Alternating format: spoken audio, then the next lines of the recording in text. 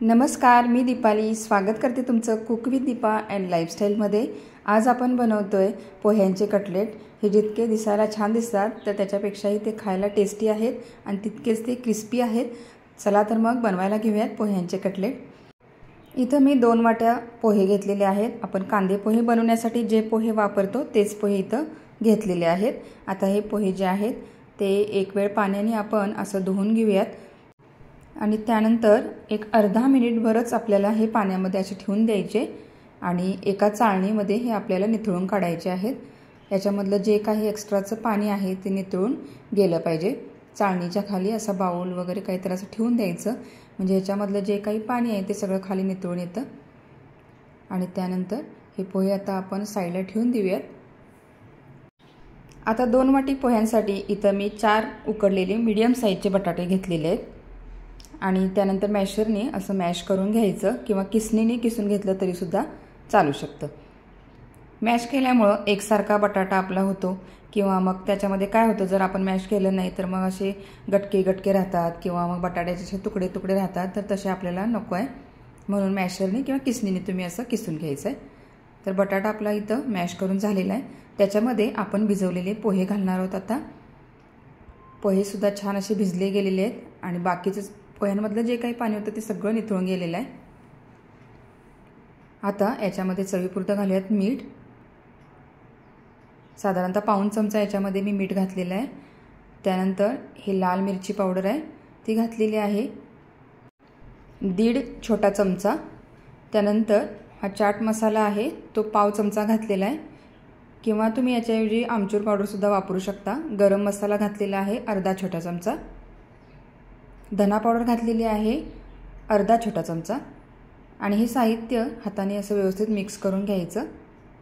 अजून भरपूर साहित्य आपल्याला याच्यामध्ये मिक्स करायचं आहे, पण जे काही आपण याच्यामध्ये साहित्य घालू ते व्यवस्थित असं मिक्स झालं पाहिजे, एकजीव झालं पाहिजे।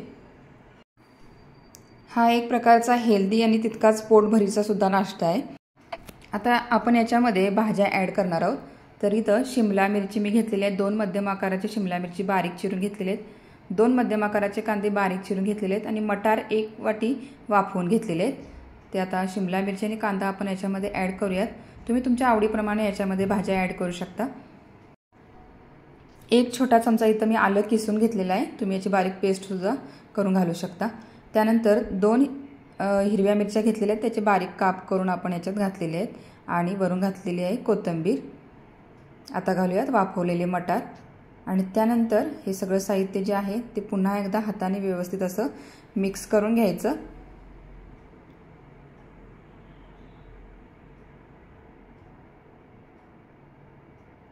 आणि सगळ्यात शेवटी आपण याच्यामध्ये कॉर्नफ्लोअर ॲड करत आहोत। 4 मोठे चमचे याच्यामध्ये कॉर्नफ्लोअर घातलेलं आहे आणि हे सगळं साहित्य घातल्यानंतर थोडंसं टेस्ट करून बघायचं। मीठ तुम्हाला जर कमी वाटत असेल तर याच्यामध्ये तुम्ही आणखीन मीठ ॲड करायचं आहे। आता याच्यामध्ये तुम्हाला हिरवी मिरची घालायची नसेल तर लाल तिखटाचं प्रमाण जे आहे ते तुम्ही याच्यामध्ये थोडंसं वाढवायचं आहे। आता कॉर्नफ्लोअर घातल्यानंतर पुन्हा एकदा हे साहित्य व्यवस्थित मिक्स करून घ्यायचं। तर आता इथं मी हाताने मळतानाच छान असा गोळा होतोय। आता आपल्याला इथे एक पेस्ट बनवून घ्यायची आहे, तर त्यासाठी 2 मोठे चमचे कॉर्नफ्लोअर आणि 2 मोठे चमचे मैदा इथं घ्यायचा आहे। त्याच्यामध्ये थोडंसं मीठ घालूयात, अगदी थोडंसं, आणि त्यानंतर पाणी घालून याची एक अशी पेस्ट आपल्याला बनवून घ्यायची आहे। अगदी पातळही नाही अगदी जाडही नाही, कारण आपण जे कटलेट बनवणार आहोत ते या पेस्टमध्ये आपल्याला डीप करून घ्यायचे आहेत। याच्यामध्ये अजिबात गुठळ्या वगैरे काय असं ठेवायचं नाही। तर अशी पेस्ट मी इथं बनवून घेतलेली आहे। तर या पद्धतीनं आता पेस्ट अशी सुरुवातीला बनवून बाजूला ठेवून द्यायची। आता हाताला थोडंसं मी तर तेल लावलेलं आहे आणि याचे आता कटलेट आपण बनवून घेऊयात। साधारणतः लाडवासारखा असा गोळा हातावरती घ्यायचा आणि त्यानंतर त्याला असं थोडासा चपटा आकार हाताच्या अशा पंजाने प्रेस करायचं आणि कडा जर थोडेसे क्रॅक वाटल्यासारखे दिसत असेल तर मिटवून घ्यायच्या। व्यवस्थित असं हातावरती त्याला घोळवून घ्यायचं आणि गोल गोल आपल्याला इथं कटलेट बनवून घ्यायचे आहेत। तुमच्या आवडीचा आकार तुम्ही याला देऊ शकता, जसं की लंबाकार वगैरे या आकारात बनवू शकता। तर असे एका वेळेला सगळे कटलेट आपण हे बनवून तयार करून घेणार आहोत। साधारणतः याचे 20 ते 25 कटलेट बनवून तयार होतात।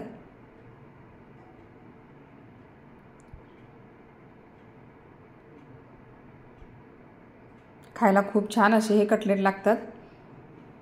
तर अजून एक कटलेट मी इथं तुम्हाला बनवून दाखवलेला आहे। याच्यामध्ये बनवायला काही असं अवघड नाही आहे। तर हे बघा,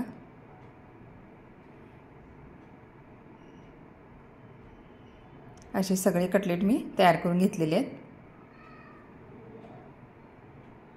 आता याच्यातलं एक कटलेट घ्यायचं आणि त्यानंतर आपण जी पेस्ट बनवलेली आहे त्या पेस्टमध्ये व्यवस्थित असं डीप करून घ्यायचं।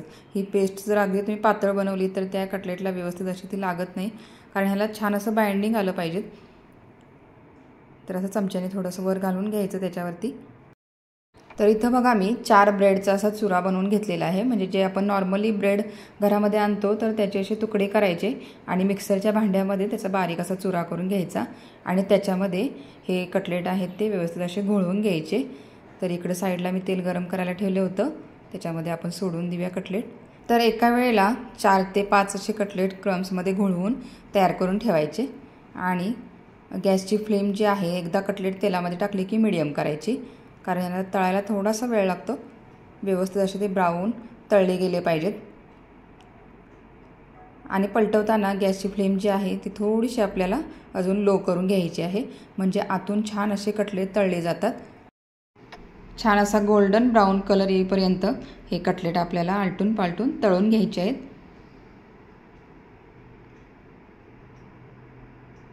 आणि कढईमध्ये तेल टाकताना थोडंसं जास्त टाकायचं, म्हणजे व्यवस्थित ते असे तळले जातात।